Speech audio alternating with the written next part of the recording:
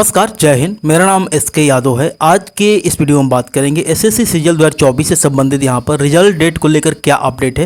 यहाँ पे बात करेंगे नॉर्मलाइजेशन का आपको कितना डिफरेंस देखने को मिलेगा और कुछ मैंने शिफ्ट यहाँ पे कैटेगराइज किया है जो यहाँ पे आपके द्वारा दिए गए रिस्पॉन्स के आधार पर है कि कौन सा शिफ्ट रियल मामले में टफ था। ऐसे तो हर कैंडिडेट्स को अपना सीट हार्ड ही लगता है, लेकिन यहाँ पे बात करेंगे जिस शिफ्ट को एवरेज कैंडिडेट्स यहाँ पर टफ कहते हैं तो उस शिफ्ट को मानकर चलना पड़ता है कि हाँ ये शिफ्ट जेन्युइन तरीके से टफ है। तो इसमें आपको नॉर्मलाइजेशन का फायदा देखने को मिलेगा। तो चलिए यहाँ पर वीडियो को शुरू करते हैं। एक रिक्वेस्ट रहेगी, यदि आप SSC एस्पिरेंट है तो चैनल को सब्सक्राइब कर लीजिएगा, क्योंकि आपके परीक्षा संबंधित डिफरेंट टाइप्स के जितने भी आपकी क्वेरी होती है उसमें मैं आपको वीडियो प्रोवाइड करते रहता हूँ। यहाँ पे बात करें SSC सीजीएल 2024 की तो आपकी टोटल आपकी जो वैकेंसी है 17,727 है। मे भी वैकेंसी अगर इंक्रीज होगी तो 20,000 तक यहाँ पर पहुँच सकती है। ओके, क्योंकि हो सकता है कि आगे चल के आपकी वैकेंसी इंक्रीज हो सकती है। यहाँ पे बात करें परीक्षा के बारे में तो 9 सितंबर से लेकर 26 सितंबर तक आपकी टोटल परीक्षा यहाँ पर जो Tier 1 की जो परीक्षा थी वो कंप्लीट हो चुकी है और यहाँ पर टोटल 36 शिफ्ट में आपकी जो परीक्षा कंडक्ट हुई है। यहाँ पर रिजल्ट को लेकर मैं बात करूँ तो आपका जो रिजल्ट है 20 नवंबर के आसपास, मतलब इसके ही आसपास आपका रिजल्ट आने की काफ़ी पॉसिबिलिटी बन रही है। इसके पहले आने की कोई चांसेस नहीं बन रहे हैं, क्योंकि इसमें आपके बहुत सारे छुट्टियाँ भी है। तो उस चीज़ों को देखते हुए अगर मैं बात करूँ तो 20 नवंबर के आसपास आपका रिजल्ट आ सकता है। अगर मैं Tier 2 की बात करूँ तो दिसंबर में पहले से शेड्यूल था, लेकिन ऐसी चीज़ें देखने को मिल सकती है कि दिसंबर या आपको जनवरी में आपको ये परीक्षा हो सकती है। तो मान कर चलना है कि आपकी परीक्षा जो है दिसंबर के लास्ट वीक तक हो जाएगी। अगर ऐसा नहीं होता तो जनवरी में डेफिनेटली होगी, लेकिन आपको जो प्रिपरेशन है उसी अकॉर्डिंग करना होगा। आपको ये मान कर चलना है कि आपकी जो परीक्षा है दिसंबर में ही होगी और उसी अकॉर्डिंग आपको प्रिपरेशन करना है। अदरवाइज आपकी जो पढ़ाई की रफ्तार है वो कम हो सकती है, जिस पर आपको फोकस नहीं करना चाहिए। आपको टारगेट सेट करना है कि यदि आपके जो ट्री यदि आप क्वालिफाई कर सकते हैं, यदि आपको लग रहा है कि हाँ मेरे अटेम्प्ट अच्छे हैं तो अपने मेंस पर फोकस करेंगे। यहाँ पर 2022 की बात करें तो 36 लाख यहाँ पे आवेदन अप्लाई हुआ था। उपस्थिति लगभग 16 लाख के आसपास थी। मतलब मैं बात करूँ तो 10 गुना यहाँ पर कैंडिडेट्स को यहाँ पर रिजल्ट दिया गया था। 3,60,432 कैंडिडेट्स को यहाँ पर रिजल्ट दिया गया था। ओके, टोटल यहाँ बात करें तो 36,000 यहाँ पर उस टाइम पोस्ट थी, मतलब नंबर ऑफ वैकेंसी सबसे उस टाइम अधिक थी।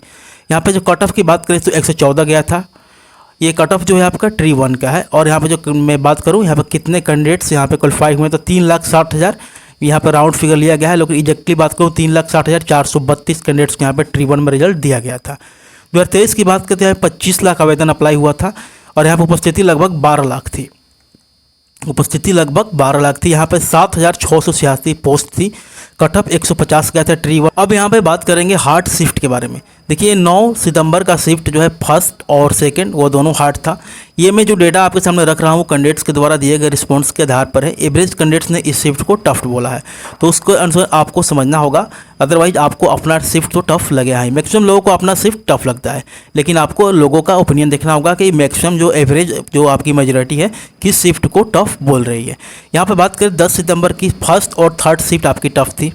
वही बात करें 11 तारीख का तो आपका थर्ड जो शिफ्ट था वो टफ था। 12 तारीख की बात करें तो सेकेंड और थर्ड थी आपकी टफ रही थी। 17 की बात करें तो थर्ड वाली जो आपकी शिफ्ट थी वो टफ थी। ओके, 18 की बात करें तो सेकेंड और थर्ड दोनों शिफ्ट आपकी टफ थी। 19 तारीख का फर्स्ट और second shift compare to other shift ये भी थोड़ा सा हाई लेवल पर था। 23 तारीख की बात करें तो फर्स्ट और सेकेंड। 24 की बात करें तो सेकेंड शिफ्ट और 25 का फर्स्ट और थर्ड शिफ्ट। 26 का सेकेंड और थर्ड। ये जो मैंने डेटा आपको बताया कैंडिडेट्स के द्वारा भेजे गए यहाँ पे इस रिस्पॉन्स था। मतलब ये जो शिफ्ट है उन लोगों के अकॉर्डिंग थोड़ी सी टफ रही थी कंपेयर टू अदर शिफ्ट। अब यहाँ पर देखिए मैं पिछले साल का डेटा दिखा दूँ। ये क्यूरी थी, बहुत सारे लोग यहाँ पर डिवाइड को लेकर बहुत सारे कमेंट आ रहा था। मैंने इस वीडियो में इसको शामिल किया ताकि आपको पता चल जाए कि SSC के द्वारा जो डिवाइड किया जा रहा है उसका रीज़न क्या है, क्यों डिवाइड होता है, क्या आपको सावधानी अपनानी चाहिए। यदि आप नए कैंडिडेट्स हैं, इच्छुक हैं, तो ये वीडियो आप रेफर कर सकते हैं। इसका लिंक मैंने इस वीडियो को डिस्क्रिप्शन में दे रखा है, तो यदि आप इंटरेस्टेड है तो जाकर जानकारी ले सकते हैं। मैं बात करूँ आपके सामने, अगर आप एग्जाम्पल के तौर पर देखेंगे तो 26 जुलाई के जो फर्स्ट शिफ्ट था पिछले साल वाला, उसका जो आप देखेंगे 126 से 150 मार्क यहाँ पे इंक्रीज हुआ था। मतलब नॉर्मलाइजेशन का यहाँ पे पूरा का पूरा फायदा आपको देखने को मिलेगा। यदि आपका शिफ्ट जेन्युइन में हार्ड था तो आपको यहाँ पे मान के चलिए कि आपको आसानी से 20 नंबर तक बढ़ सकते हैं। मैक्सिमम आप 20 नंबर मान के सकते हैं कि मैक्सिमम आपका 20 नंबर यहाँ पे बढ़ सकते हैं। ओके, वही अगर मैं दूसरे तरीके से बात करूँ तो 20 जुलाई का जो शिफ्ट थर्ड था पिछले साल का, उसमें सिर्फ 1 मार्क्स बढ़ा था। मतलब यदि आपका हार्ड शिफ्ट रहेगा तो 1 मार्क्स बढ़ सकते हैं या घट भी सकते हैं। ओके, ये डिपेंड करेगा आपके पेपर के लेवल पे। अब यहाँ पे बात करें मेरे अकॉर्डिंग आपके रॉ मार्क्स यदि इतना बन रहे हैं तो काफ़ी पॉसिबिलिटी है कि आपका ट्री 1 का रिजल्ट आ जाएगा। अगर मैं बात करूँ अनरिजर्व कैटेगरी से, यदि आपके 135 रॉ मार्क्स, आगे मैं नॉर्मलाइज मार्क की बात करूँगा, ये रॉ मार्क्स हैं तो आप इसको एक बार देख लीजिए। अनरिजर्व कैटेगरी से यदि आपके 135 मार्क्स बन रहे हैं तो आपका रिजल्ट आ जाने की पूरी पॉसिबिलिटी रहेगी। यदि आप ओबीसी से हैं और आपको 135 मार्क्स बन रहे हैं, मतलब अनरिजर्व कैटेगरी, ओबीसी और ईडब्ल्यूएस, यदि आप तीनों कैटेगरी से बिलोंग करते हैं तो आपको ज़्यादा डिफरेंस देखने को नहीं मिलेगा। यदि आप 135 क्वेश्चन एक्यूरेट करके आ रहे हैं तो आपके यहाँ पे चांसेस हैं कि आपका रिजल्ट आ जाएगा। वही बात करें एससी कैटेगरी से, तो यदि आपके 120 प्लस मार्क्स बन रहे हैं तो काफ़ी पॉसिबिलिटी है कि आपका रिजल्ट आ जाएगा। वही एसटी की बात करूँ तो प्लस 115 नंबर आप मान के चल सकते हैं। अब यहाँ पे बात कर लेते हैं नॉर्मलाइज मार्क्स के बारे में। तो वो देखिए, अनरिजर्व कैटेगरी से मेरे अकॉर्डिंग प्लस 140 आपकी कटअप जा सकती है। यदि आप ओबीसी से हैं तो आपको 138 मार्क्स यहाँ पर लाना पड़ेगा। ये नॉर्मलाइज मार्क्स हैं और ये मैंने रॉ मार्क्स की बात की थी। वहीं मैं बात करूँ एससी कैटेगरी से तो 125 मार्क्स, एसटी की बात करें तो 118 मार्क्स और ईडब्ल्यूएस की बात करें तो 137 मार्क्स आपको लाना पड़ सकता है। ये था मेरे अकॉर्डिंग एक्सपेक्टेड कटअप और सम एक्स्ट्रा इन्फॉर्मेशन। यदि आप एसएससी एस्पिरेंट हैं तो चैनल के साथ जुड़ जाइएगा। कोई भी अपडेट होती है आपको समय समय पर प्रोवाइड कर दी जाती है।